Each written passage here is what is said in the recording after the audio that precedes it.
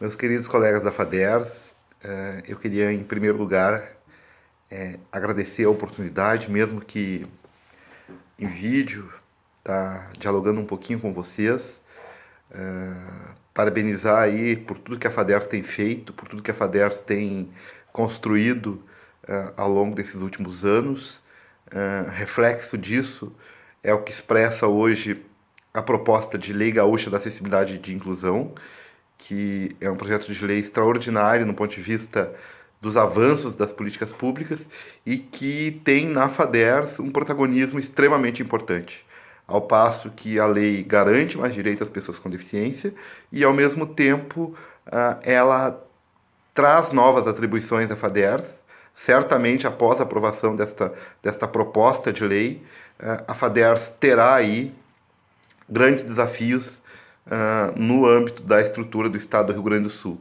Então, eu tive a honra de participar junto com a diretora técnica Marilu e também o então presidente Roch Bacoff, né, desse processo, e tenho certeza que nós lá no grupo de trabalho sempre tivemos como mote, além da defesa dos direitos da pessoa com deficiência, a defesa incondicional da nossa fundação, a defesa concreta para que a FADERS fosse protagonista no processo de construção de políticas públicas, assim como é até hoje. Bom, eu quero falar aqui muito rapidamente da defesa da minha tese, né, de doutorado, Política da Pessoa com Deficiência no Brasil, Percorrendo o Labirinto, defendida na Universidade Federal do Rio Grande do Sul, tese esta que quis o destino, né, que fosse a primeira tese do programa. Esse programa de políticas públicas no âmbito de mestrado e doutorado é um programa pioneiro no Rio Grande do Sul. Defendi minha tese em junho deste ano, ou seja, basicamente com um ano de antecedência. A tese teria aí como tempo de defesa até maio de 2019. Antecipei por conta de estar aqui em Mostarda, cedido ao município, e o município exige muito estar num município pequeno, estar no meu município de origem, faz com que eu tenha que estar, a presença ela é muito mais necessária. Bom, a minha tese, ela buscou, de certa forma, compreender os processos de formulação de como a política da pessoa com deficiência no Brasil ela vem sendo formulada, né, sobretudo no período pós-redemocratização, 88 em diante, e entender aí quais implicações na formação da agenda e quais implicações, né, que decorrem do fenômeno da participação social.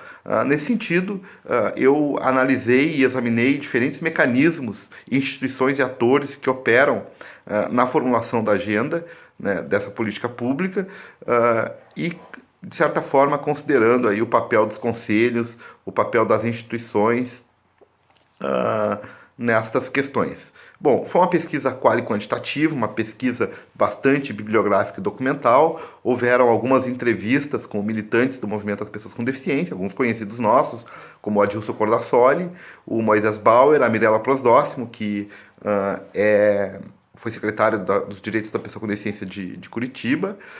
Também, né, ocorreram observações específicas em alguns locais, como o próprio Conselho Nacional dos Direitos da Pessoa com Deficiência, a 4ª Conferência Nacional dos Direitos da Pessoa com Deficiência, que ocorreu em 2016, algumas etapas estaduais, a do Rio Grande do Sul, a da Bahia, Maranhão, algumas municipais, Caxias do Sul, Mostardas, Curitiba, enfim, foram essas observações. Há também uma observação nas Paralimpíadas do Rio em 2016, as conferências conjuntas de direitos humanos, além da Conferência Nacional dos Direitos da Pessoa com Deficiência, ocorreram conferências conjuntas.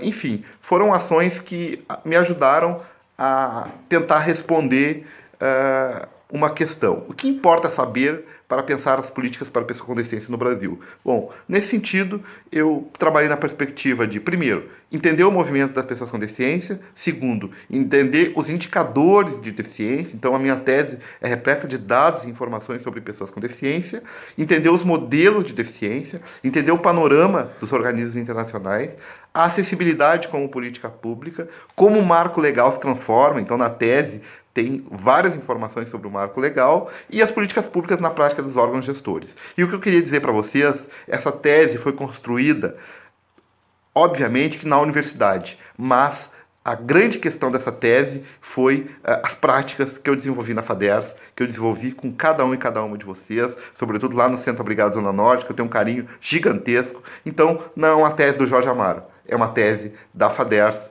e eu queria agradecer de coração a cada um de vocês.